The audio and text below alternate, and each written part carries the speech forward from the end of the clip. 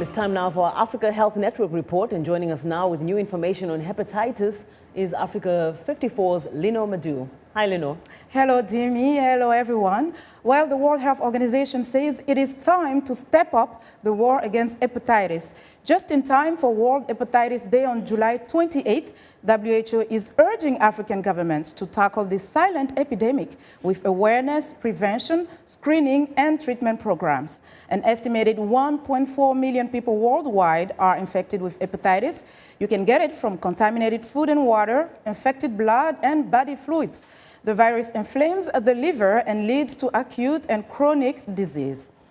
Joining us now via Skype from the WHO headquarters in Geneva is Dr. Stefan Wiktor, team leader on the Global Hepatitis Programme. Dr. Wickham, welcome to Africa 54. Thank you. So first off, give us a sense of the urgency with regards to hepatitis. Well, the urgency is that it's really what we call a silent epidemic, that it's underappreciated. It's, as just to correct one statistic from your correspondent, it's 1.4 million people die each year from that. That's a number similar to HIV, tuberculosis, malaria, some of the main killers that get so much more attention. So it's really, we're trying to draw the attention that this is a major global public health problem that has implications throughout the world, and that it doesn't get the attention it deserves at the global level or at the national level. So then what is it? What is the issue here? Why is it not getting as much attention as HIV, for example? It is a contagious disease after all. It is. It's part of it is that it's the nature of disease, is that it's 5 different viruses, different routes of transmission, so it's a little bit complicated to explain.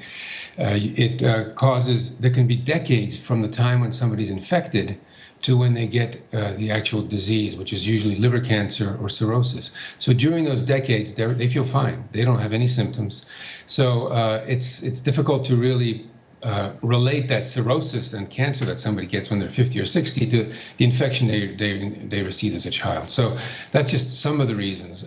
Also, we have a lot of effective ways to prevent hepatitis. There's great vaccines for hepatitis A and B. There's treatments for better and better treatments for hepatitis B and C.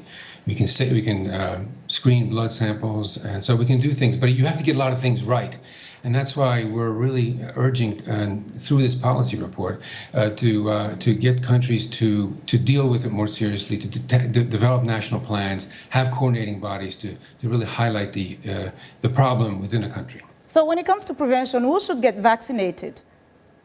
WHO recommends that all children become vaccinated, and that's been one of the great successes in the hepatitis efforts. 180 countries now have adopted childhood vaccination. Almost all the countries in Africa are doing it.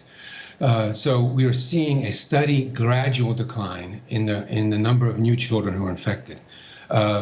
Unfortunately, there's still about 240 million people who have chronic hepatitis B throughout the world. And those people are the ones who are at risk of developing cancer, cirrhosis, and the ones who need to get screened and ideally get referred to treatment. Okay, quickly, the takeaway message quickly before we finish. What is the takeaway message? Takeaway message is that hepatitis is underappreciated as a real serious problem, and public health leaders in Africa especially really should take it more seriously. Okay, Dr. Wiktor, thank you so much for your time. Thank you. And that was Dr. Wiktor. We appreciate his insight. Dr. Stefan Wiktor, he's the team leader on the Global Hepatitis Programme of the WHO. And that's our Africa Health Network report for today. For more health news and development, be sure to visit our website, africahealthnetwork.com.